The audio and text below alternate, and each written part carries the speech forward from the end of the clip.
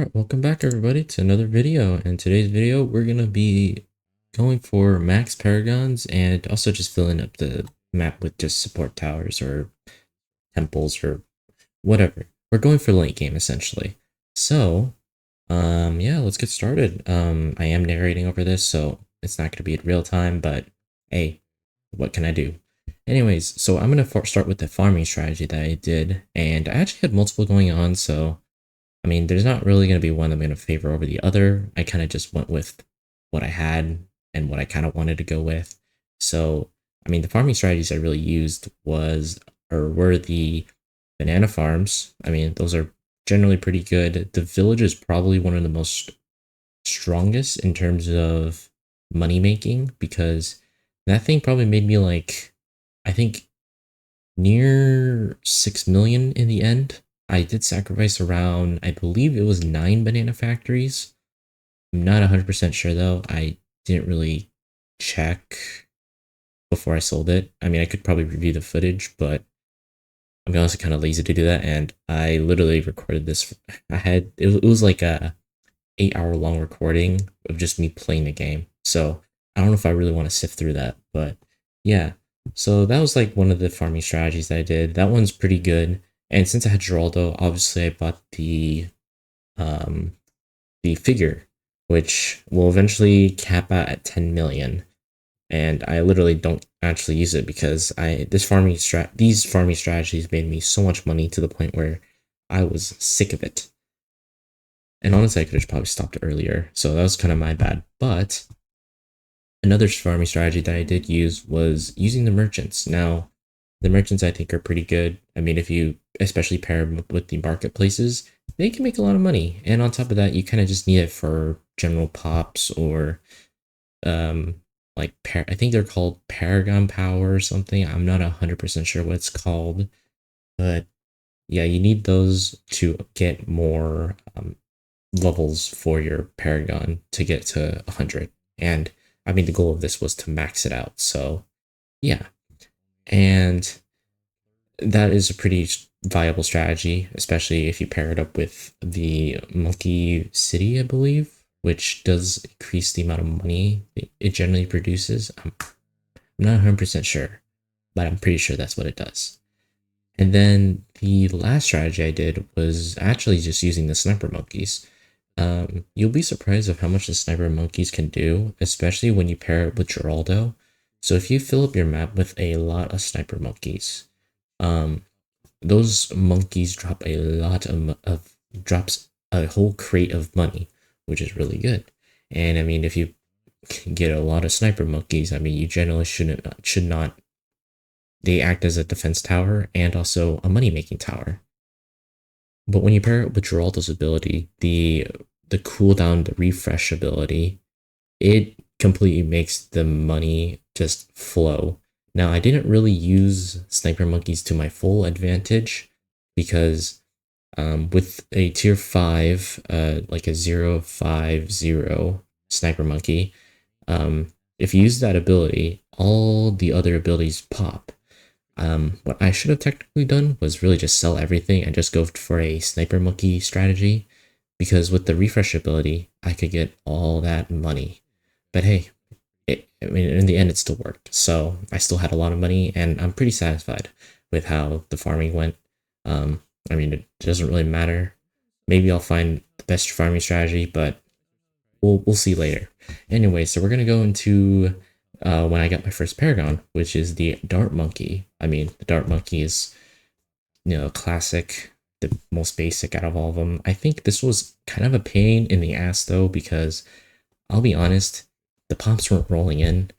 I mean, it makes sense because it's a dart monkey, and I mean, unless it's like really buffed, it's not really going to be doing much in terms of pops. So I had to sacrifice a lot of tokens for this. It wasn't my greatest. I would say that, like, this was probably the most annoying out of all of them to upgrade. I mean, I had to sacrifice way too many totems.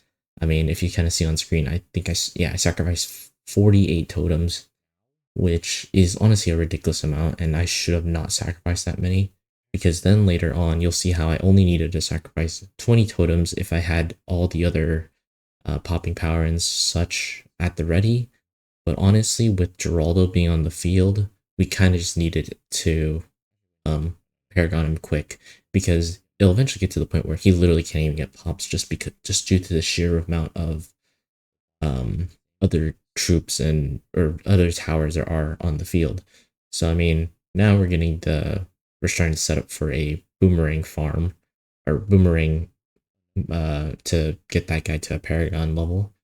And I mean, this wasn't actually that bad in my opinion. I think the boomerang was surprisingly easy because the perma charge and the I believe it was called Moab Press. No, not Moab Press. It was God dang, I forgot the 005 boomerang is really strong. Um, it does a lot of damage. It has a lot of pierce, and it does just yeah it just does a lot of damage, which is really good. I did like that. So yeah, I was able to easily get all those pops, and I think I actually first tried the level 100 boomerang, which I was very thankful because honestly, after the Dart Monkey incident, I was kind of just really hoping that I wouldn't fail again. I don't know why I just spoke like a robot there. But yeah, so we're moving on to the next Paragon, which is going to be the attack shooter. Now, this guy wasn't that bad, but it was also kind of bad just because it wasn't getting pops that fast enough. Maybe it's because I just have a lot of other towers on the field, but it generally was not able to get pops as quickly as I wanted it to. So, I mean, I failed about like I think 3 or 4 times just because the pops were not coming in. And like I said, I had Geraldo on the field and I did not want to waste the Paragon totems, so I just had to just keep buying them.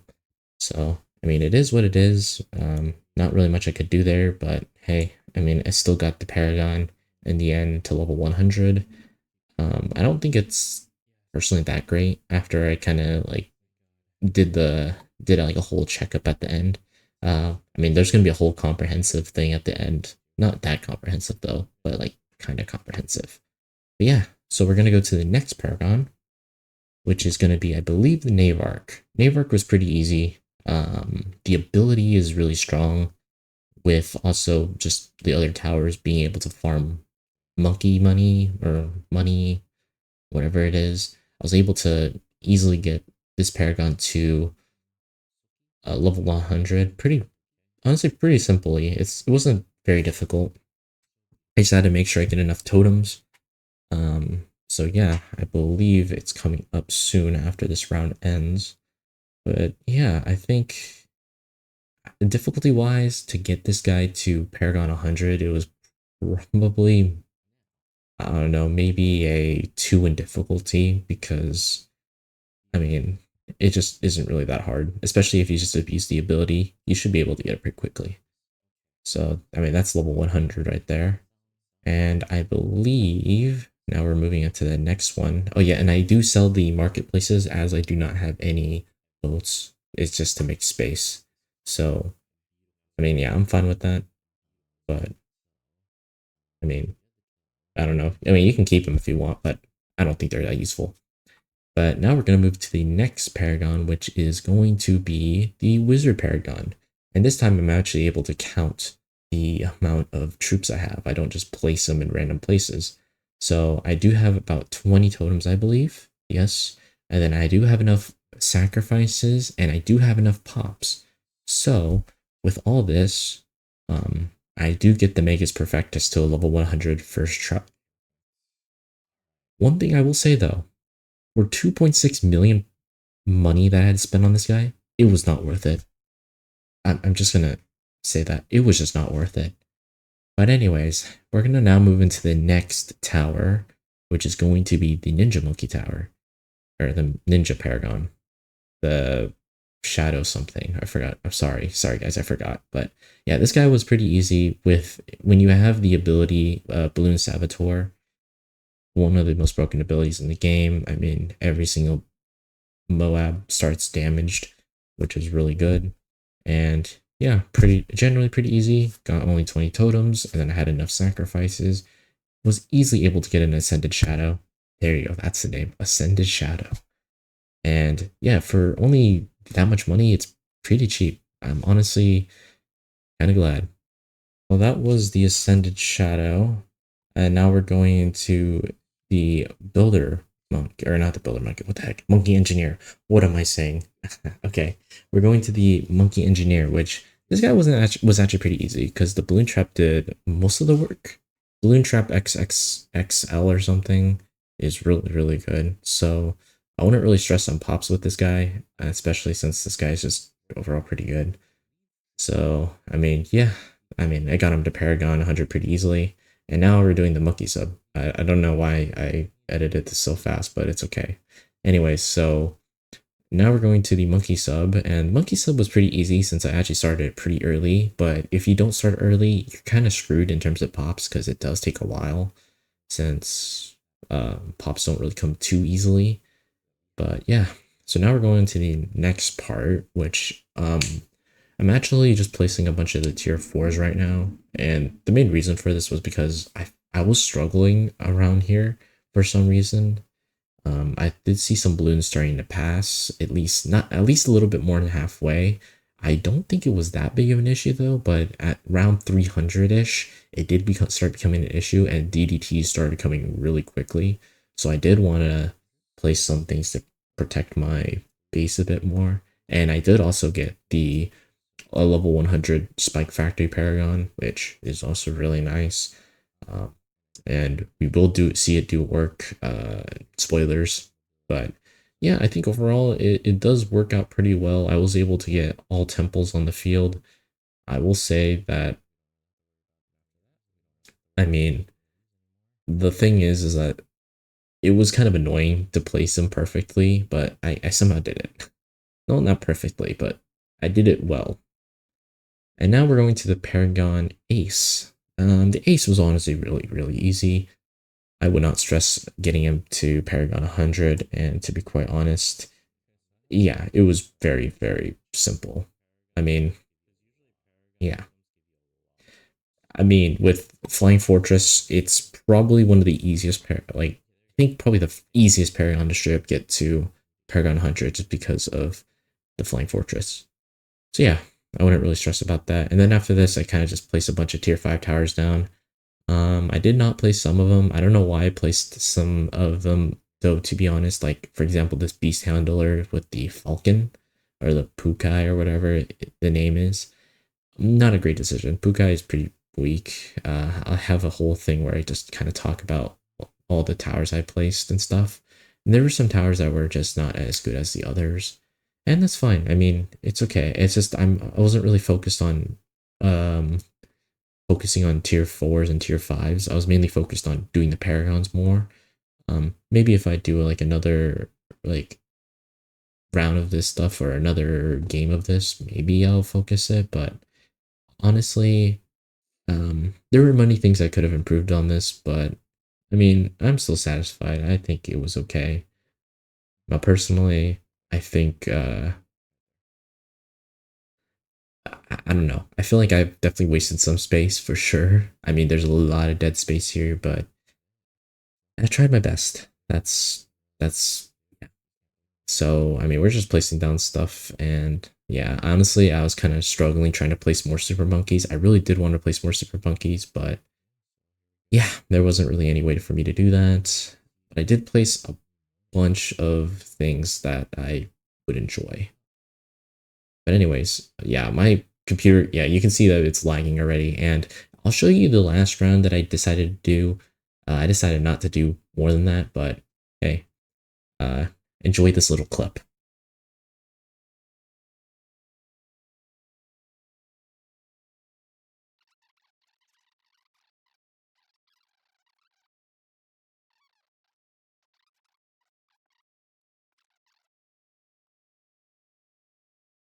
All right, so this is the comprehensive overview that I did promise.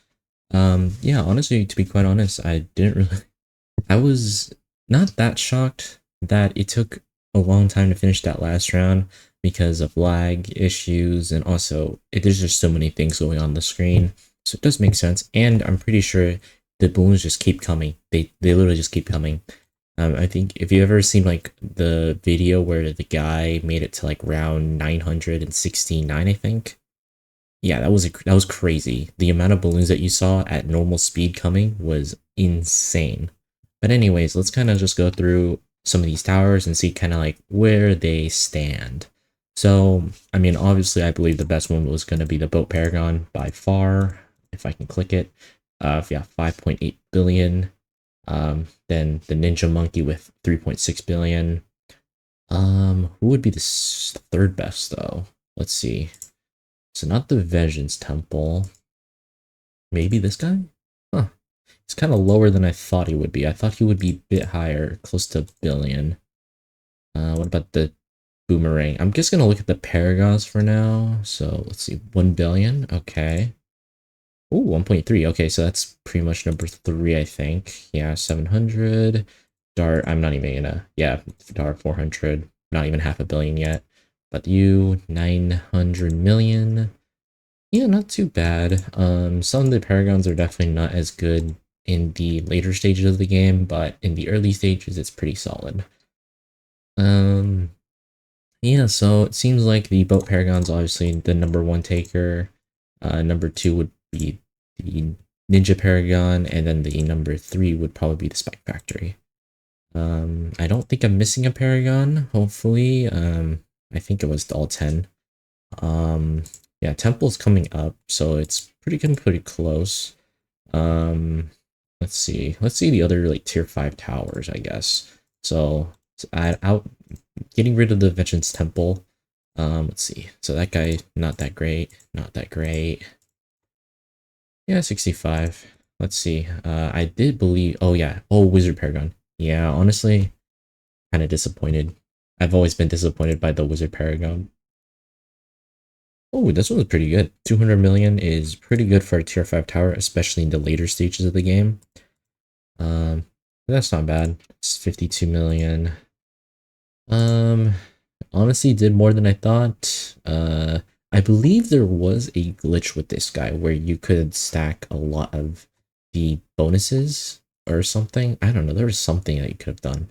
I don't remember what it was, but you could get like infinite pierce and infinite speed or something, which could let you get to like really high rounds. Okay, yeah, this guy's just bad late game.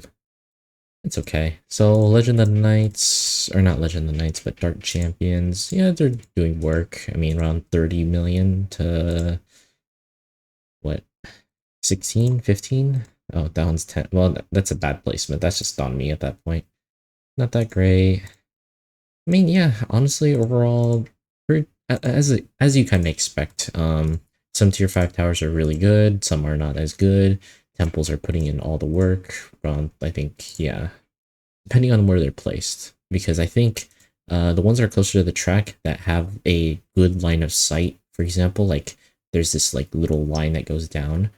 Obviously, it's going to get more pops than the ones over here, which they have to literally shoot one at a time. When, let's say for this guy, you can shoot multiple towers at a time. And then if you have like better range, you'll get more. This guy and this guy especially has like probably the best like angle, especially this two, and especially this guy. And not really actually. This guy is just perfectly placed, I guess. But yeah, I think overall it is okay. I wouldn't say it's amazing. I definitely have some improvements if I ever want to do this again, but I kind of don't want to because each round takes like way too long. And I did see a video on someone reaching like I think the world record like 916, yeah, 969 as I said before. Yeah, it took them like over 3 months to do it. I think 3 to 4 months, which was crazy. 200 and something hours just on BTD6. That was crazy. And the strat he used was like a ninja monkey strat, which if you guys didn't know, you can get like a lot of pierce from that because of the ninja monkeys passive shinobi tactics. And yeah, it stacks 20 times, you get 1 extra pierce and increased attack speed. So yeah, I mean that's its own thing. I think with paragons and stuff, like you could get like a, obviously this paragon specifically, and maybe a monkey sub if you really want to. That's about it. maybe attack. I guess if you really wanted to really focus on certain towers, probably this guy, the ninja, and the tack spike factory, and then you could just have a bunch of ninjas. I don't know.